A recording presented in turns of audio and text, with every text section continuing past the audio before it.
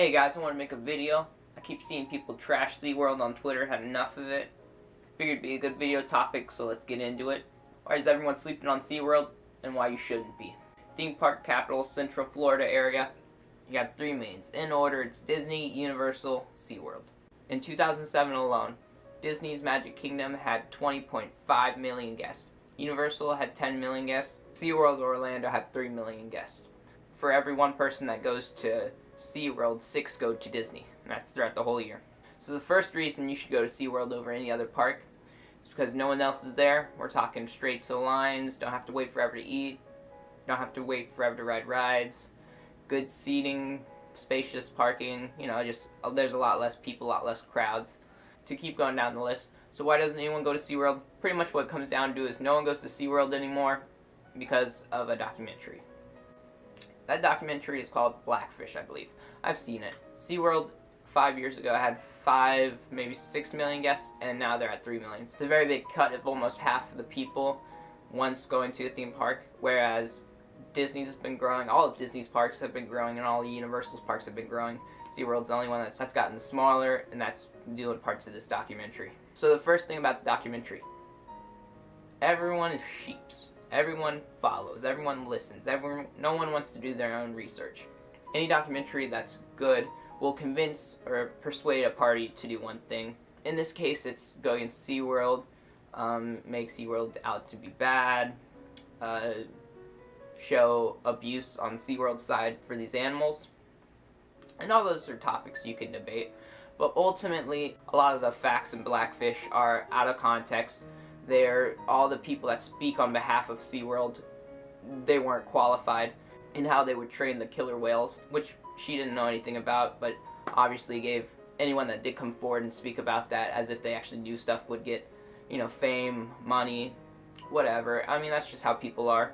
So there's a lot of misrepresentation through the documentary of some people that left the company years before any of this happened, and then they'll smile and tell their story when the camera starts rolling. The big argument is whether or not SeaWorld should have these animals. Honestly, that's the most controversial thing about SeaWorld. Sorry about that, guys. I had to change the battery real quick, getting back into it. A lot of people like to talk about how SeaWorld itself makes a lot of money off of these animals in captivity.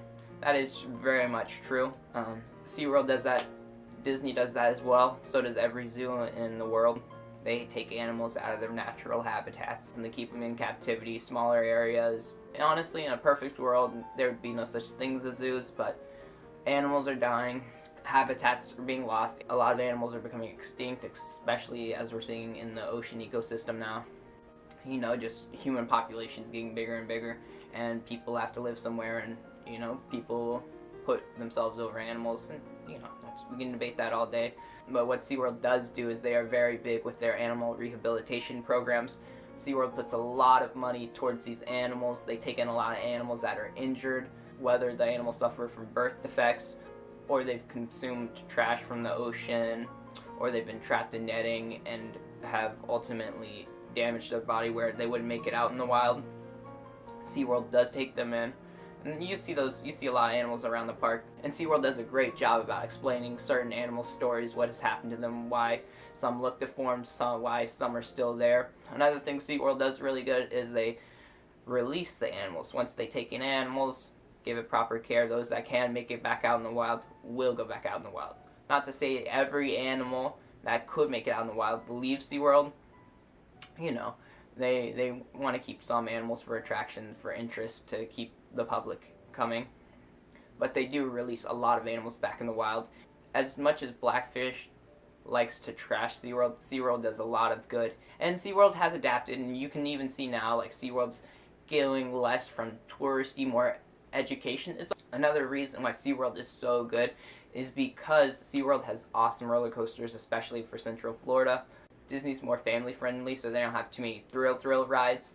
Universal has 1 or 2 really good outdoor thrill rides, the Hulk and Rip Ride Rocket. Besides Busch Gardens in terms of roller coasters, SeaWorld has very good roller coasters. Mako is no doubt the best roller coaster in Central Florida. Manta is a very unique and fun experience. The roller coaster, you sit upright and it tilts you down, so the whole time you're facing the ground, and then when you go through a loop, I think it's called an inverted loop, It really feels weird, and it's a very unique feeling in terms of roller coasters and loops. And if you haven't ride Manta, I suggest everyone should ride Manta. It's awesome. Kraken's a good outdoor roller coaster, kind of rough, older. SeaWorld is continuing to expand their roller coaster selection, giving them more of an edge over Disney and Universal, which is always good to see. Another added bonus of SeaWorld is having all these awesome rides with very minimal waits, so it's a good time just to, hey, let's go to SeaWorld today for a few hours. You can go do a lot of stuff. The average wait time at SeaWorld is usually 30-20 minutes. Disney, it's an hour, 2 hours, depending what it is, more sometimes peak hours. I'm not really one for standing in line for an hour or two with a bunch of screaming kids around me. And I love marine wildlife, and SeaWorld does a very good job of displaying all their animals. It is very educational. If you've never been, it's funny because in terms of Twitter, everyone trashes it because of a silly documentary, but a lot of people haven't even been there. A lot of people that are locals that know what SeaWorld's actually about, that have been to SeaWorld, that have been going to SeaWorld for years, we've noticed an improvement. They get so much trash for it, and I don't understand it. It's just a lot of people at home that never been to SeaWorld just being upset about animals in captivity. It's sad, but it is what it is. They're saving animals, ultimately. That's what it comes down to.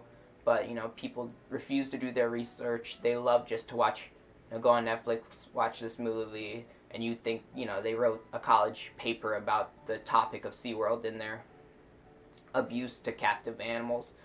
So yeah, that's it for this video. I hope you guys see a little bit more how SeaWorld is. If you're interested in the topic, I very much suggest everyone that's seen Blackfish, even if this video didn't convince you, you do some research, educate yourself on the topic, and for you to spread that education instead of just saying protest SeaWorld or SeaWorld's trash.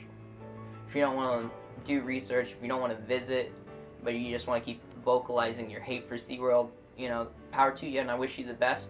Hit me in the comments down below, guys, what you think, other points that I should touch up on about SeaWorld, things you agree with the most, things that opened your eyes after you did a little research.